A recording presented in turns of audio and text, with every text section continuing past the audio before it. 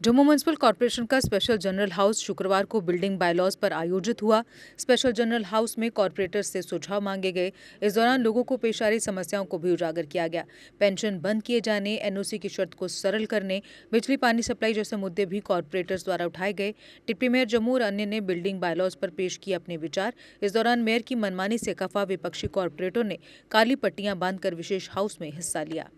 उनसे अगर आप जो है उनकी इन्फॉर्मेशन को सबमिट करते हैं। इसमें पहली कैटेगरी है विडोज की, कि widows who have having NPHS but no source of income. Second एक दूसरी लिस्ट बनाने जिसमें कि पेरेंट्स, जिनमें पेरेंट्स का जो है बच्चे ध्यान रखते हैं उनके लिए। और तीसरी जिसमें कि ओल्ड इन्फॉर्म ऐसे लोग जिसमें आप बोलते हैं कि इनको डॉक्यूमेंट वेरिफिकेशन को कैसे कराएंगे, तो उनके घर पर जाने की जरूरत है।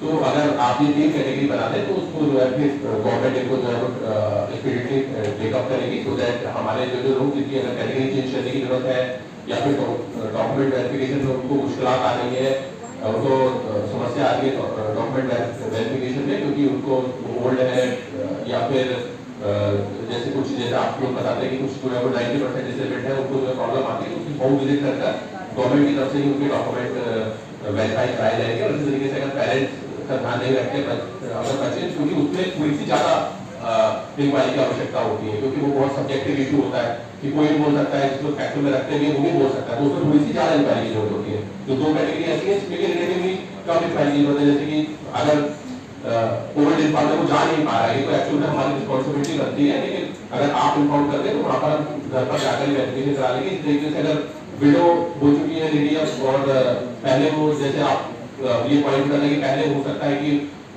जब उसका हस्बैंड अलाइव था उस समय उसका पीएचएस का जो है वो एनपीएचएस का कार्ड बना हो, लेकिन आज क्योंकि कोई ब्रेन रनर नहीं रहा है, इसमें से वो गरीब हो गए हैं, इसमें से हालात थोड़ी सी खराब हो गई, इसमें से उसको आवश्यकता है, तो वो उसको भी रिलेटिवली आसान है, क्योंकि विडो होगी वो एक वेरीफाइबल फैक्ट होता है आसानी से। तो उनको उनके वेरिफिकेशन के साथ साथ जो तीसरी कैटेगरी जो मैंने आपको बताया जिसमें कि बच्चे जो पेरेंट्स का ध्यान नहीं रखते हैं, उसको थोड़ी सी ज्यादा इंक्वायरी की जरूरत होती है। और अगर आप इन लिस्ट को जल्दी बनाकर दे देंगे तो जल्द से जल्द जो है ये इंफॉर्मेशन जो है हम इसको वेरीफाई करता है और उनकी कैटेगरी जो है वो चेंज करकर इनको जल्द से जल्द पेंशन में इंक्लूड करवा लेंगे। तो इसमें आप लोगों का जो सहयोग जो है वो बहुत ज्यादा अपेक्षित रहेगा। उसके साथ ही हमारा जो एक और भी मैं आप लोगों से रिक्वेस्ट करना चाहूंगा स्वच्छता सर्वेक्षण के रिगार्डिंग। इस स्वच्छता सर्वेक्षण अब हमारा आने वाले दिनों में होने वाला है। लास्ट टाइम हमारी जो है स्वच्छता सर्वेक्षण में हमारी परफॉर्मेंस उतनी अच्छी नहीं रही थी। हम जो है अगर हम उससे बेहतर अपनी जो है वो उसको कर पाए। इसमें हमारे जो मार्क्स जो है वो कुछ चीजों पर जिसमें डिडक्ट होते हैं और इसमें बहुत सारे इश्यूज ऐसे हैं जो कि हैबिचुअल इश्यूज है।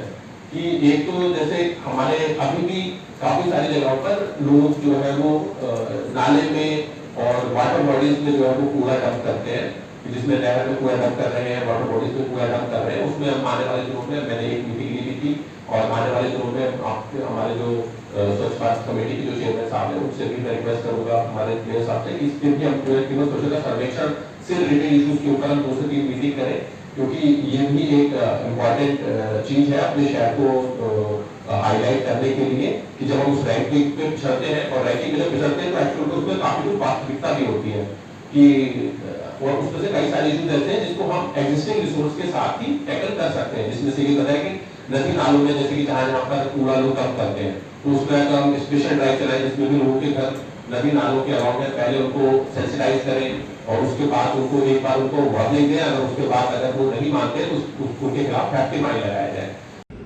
सभी कारपोरेटरों की चिंता, पार्टी के लोगों को भी चिंता और आम लोगों को भी चिंता थी कि ये बहुत बड़ा इशू है, इसके लिए कैसे इसको हल किया जाए।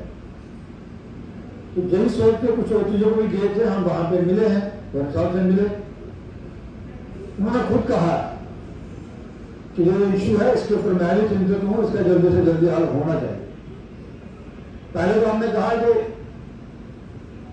जो पिछली पेंशन जो लगी है तो सभी को रहने दिया जाए और आगे वाली पेंशन को जो पीएचएस पे है उसको लगाया जाए, ताकि वो जिसकी पेंशन बंद होती है वो हमारे लिए दिक्कत रहेगी।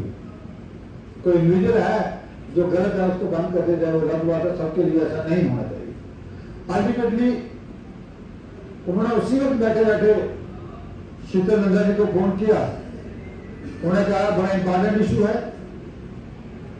इसको 2 दिन में ही डिस्कस करके, मेरे पास मेरे साहब आए हैं, इनके साथ पूरी टीम आई है, इसको डिस्कस करके इसका कोई हल किया जाए।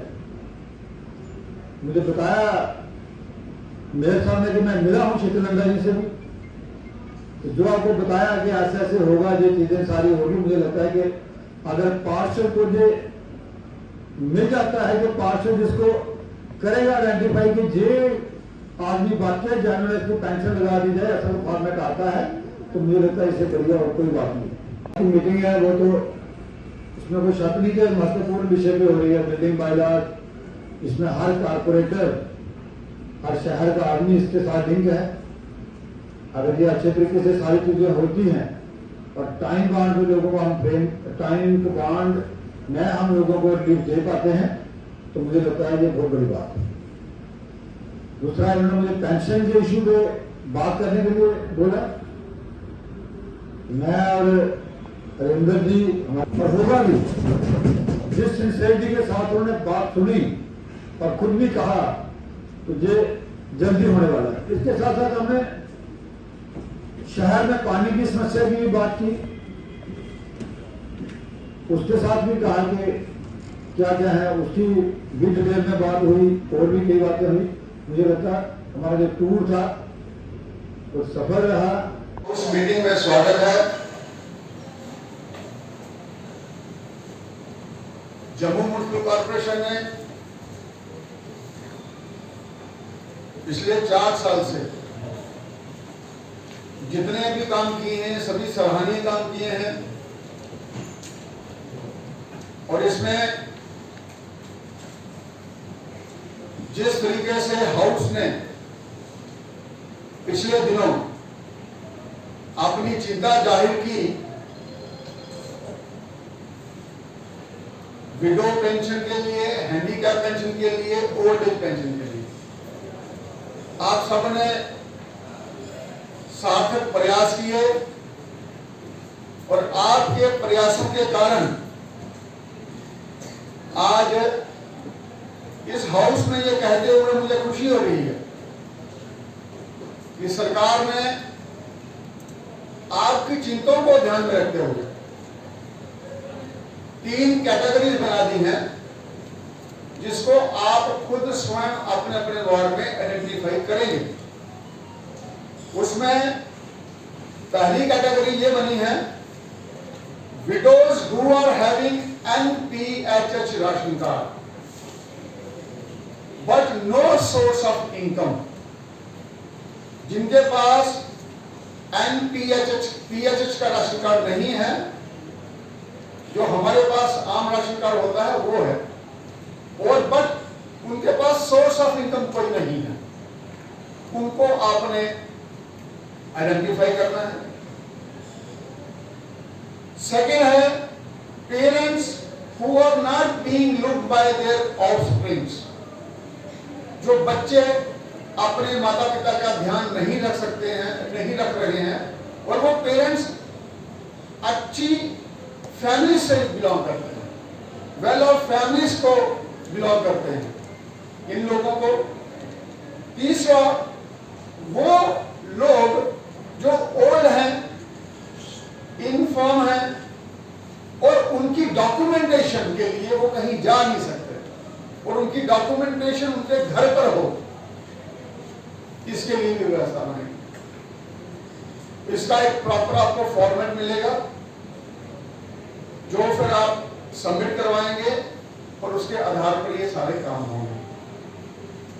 माननीय उपराज्यपाल जी ने भी इस हाउस की प्रशंसा की है कि आपने ये विषय जनहित का बहुत जोर शोर से उठाया, और हम इसके लिए भरपूर प्रयास करेंगे, और उसी प्रयासों का ये नतीजा है कि ये 3 कैटेगरीज बन के आई है, जिसकी हमें चिंता थी। और इसके लिए मैं आप सबको मुबारकबाद देता हूं। और इसी पे हमारे डिप्टी मेयर वो भी अपनी बात रखेंगे इस सब्जेक्ट पर, कमिश्नर भी रखेंगे, स्टैंडिंग कमेटी के चेयरमैन वो भी रखेंगे, और आप सब भी रख सकते हैं। इसके साथ साथ में आज के जो हाउस का मकसद है वो है बिल्डिंग बायलॉज। आप सभी जानते हैं कि सिटीज का एक्सपेंशन होता है, अर्बनाइजेशन होती है, उसके साथ में काफी समस्याएं उत्पन्न होती हैं जिनको साथ साथ में सुलझाना होता है। लेकिन एक बात हमें यह ध्यान में जरूर रखनी है कि basic essence of building by laws is planning. हमारा सिटी कैसे प्लान्ड रहे वो हमारा एक आइडियलिस्टिक गोल होना चाहिए। यह भी बात सही है कि अनप्लान तरीके से भी सिटीज बढ़ती हैं,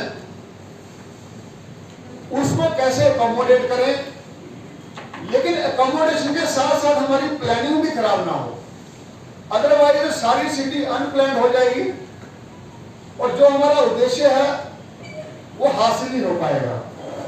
इसलिए जहां सिटी अनप्लान्ड रहती है उसको कोड एरिया डिक्लेयर कर देते हैं, उसके लिए नियम अलग बनते हैं, और जहां प्लान्ड सिटी डेवलप होती है उसके लिए अलग बनते हैं, और जहां अभी सिटी डेवलप करनी होती है टू बी डेवलप उसके लिए नियम अलग बनते हैं। आप सभी माननीय पार्षदों के सुझाव और आपका एक्सपीरियंस, इसका हमें लाभ मिलेगा और इस सदन को भी इसका लाभ मिलेगा, मुझे इसमें पूरा विश्वास है और इसी चर्चा के साथ हम आगे बढ़ेंगे। अब मैं निवेदन करूंगा डिप्टी मेयर साहब से कि वो पेंशन के इशू पे अपना विचार रखें। एक्साइड नियो अब आया है नए रंगों व फीचर्स के साथ। मजबूत बॉडी, शानदार डिजाइन, आरामदायक राइड और असाधारण खूबियों से लैस नए जमाने की इस ई रिक्शा में मिलेगा रियर व्यू मिरर जो LCD डिस्प्ले में बदल जाए और ड्राइवर को बिना सर घुमाए गाड़ी को बैक करने में मदद करे। इस तकनीक में पहली बार पीछे कैमरा लगाकर ये अनूठी विशेषता प्रदान की गई है। चमकदार व ज्यादा तेज इंडिकेटर, लंबे समय तक चलने वाली बैटरी, बेहद शानदार LCD इंस्ट्रूमेंटेशन पैनल, मनमोहक आवाज वाले speaker, FM system, flexible roof के बदले बहुत ही सख्त उच्च ग्रेड की मेटेलिक रूफ, इनबिल्ट चार्जर, नए सुरक्षित रिम और अधिक पावर की मोटर के साथ बेहतरीन सस्पेंशन जो दे झटकों से आराम। तो देर किस बात की, आज ही आएं और अपना Exide Neo e rickshaw book करवाएं। हमारा पता है Sai Om power system, last Matador stop, Anand Nagar, Bohri, Jammu. Jammu संभाग में डीलर बनने के लिए संपर्क करें 0191 2554 360। जम्मू कश्मीर की खबरों के लिए जुड़े रहिए GK अपडेट के साथ।